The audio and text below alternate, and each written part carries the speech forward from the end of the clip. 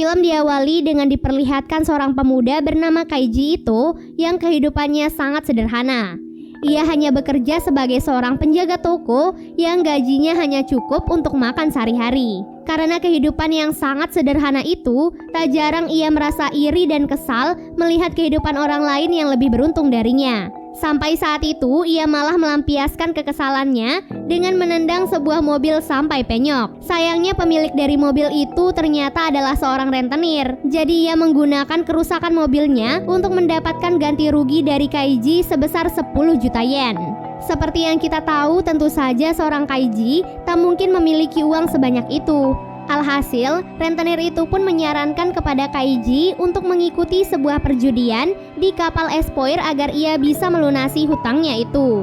Dalam keadaan itu, Kaiji tak memiliki pilihan lain selain mengikuti perjudian tersebut. Singkat cerita, Kaiji pun akhirnya sampai di sebuah kapal Espoir. Tak diduga di dalam kapal tersebut terdapat begitu banyak orang yang juga memiliki nasib yang sama dengannya. Setelah itu keluarlah seorang lelaki bernama Tonegawa yang merupakan penyelenggara dari perjudian tersebut.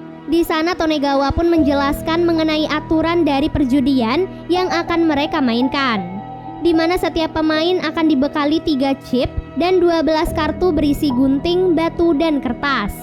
Nah, simpelnya tugas pemain di sini hanyalah memainkan permainan gunting, batu, kertas satu sama lain. Dan apabila si pemain kalah, maka ia harus menyerahkan 1 chipnya kepada pemain yang menang. Waktu permainan akan berlangsung selama 30 menit saja, di mana dalam waktu tersebut, setiap pemain harus menghabiskan semua kartu yang ia miliki dan menyisakan minimal 3 chip untuk bisa menang.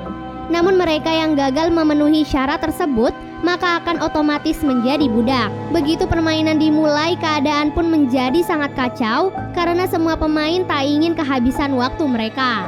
Hal itu pun membuat mereka bermain perjudian itu tanpa strategi apapun yang membuat satu persatu di antara mereka mulai kehabisan chip dan dibawa ke ruangan gelap. Melihat hal itu, Kaiji pun mulai berhati-hati dan memikirkan strateginya dengan matang agar bisa memenangkan permainan tersebut.